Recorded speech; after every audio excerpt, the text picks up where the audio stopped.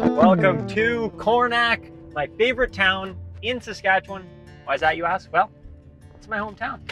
We're here to meet some local artists, and while we're at it, we're also going to check out the Big Muddy Tours, learn about the Sam Kelly Caves.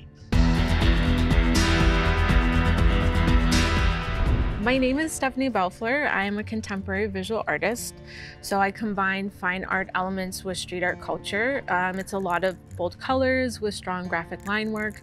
I grew up in Willowbunch. I moved to Regina and then shortly thereafter went on to Toronto. My childhood was amazing here in the prairies. I always tell people Saskatchewan gave me my heart and my love. This particular piece, I spent some time with some friends, local farmers that grow anywhere from lentils to chickpeas. So some of those things you will see within the piece. The deer for me was really important because I really wanted to hone in on the fact that this town has been so giving, so sacrificing, and that's what the deer does. The deer gives of its hide, the deer gives of its meat, the deer gives, and in that context, as a community, them coming back together to really lean in on one another and fortify, just like nature does, that strength of we're in this together.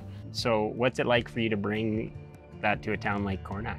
For me, it's about investing and understanding the needs of the communities. It's just, how can we, give back and show people this sense of civic pride, You do live in a small town, but you rock. Like, it doesn't matter where you are. Like, it's, reminding people who they are. I'm really interested in the investment of humanity. And really that's what arts and culture is for me, it's really, how can we collectively grow consciousness and bring more love and unity in the world. So that's why I do art.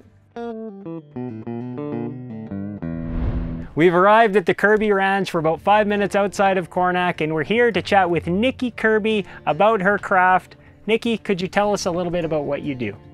I'm a leather artisan from Coronach. My family and I ranch just west of Coronach. I create Western tack. I started leather work about 20 years ago. I was fortunate to have a saddle maker take me under his wing. I make all sorts of horse gear, so my business is built primarily around tack. However, I have strayed into the art end of it, and I've spent some time training with a master artisan from Beijing, who has taught me some new embossing techniques that aren't very familiar here in Canada. When I'm creating, I feel like I'm giving part of myself as well, and I know that they'll use it for many years to come.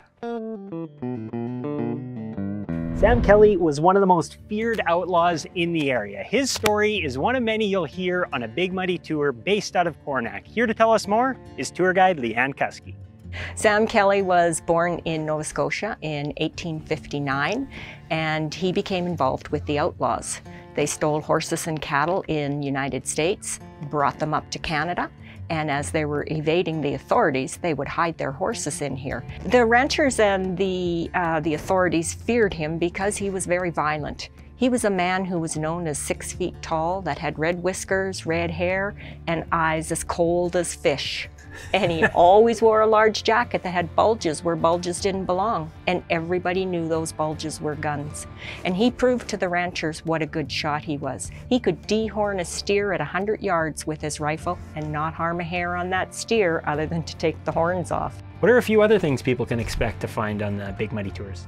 Well, Andrew, we go to Castle Butte. We go into the hamlet of Big Beaver to the Nature Centre and Oss General Store, which is one of the few remaining general stores left in Canada.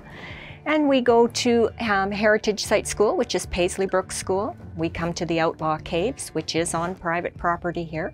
And we see a ceremonial circle, a turtle effigy, and a buffalo effigy. So you guys, along with the history of the outlaws, you're telling some really important Indigenous stories as well then? Yes, we do, and we do have permission to pass those stories on to the people we bring out here. We've asked people what your favorite part of the tour is, and for them it's always the landscape. Thanks for sharing it with me and all the tours that you've taken out here in your 20+ years guiding and teaching people about this incredible historic part of the province.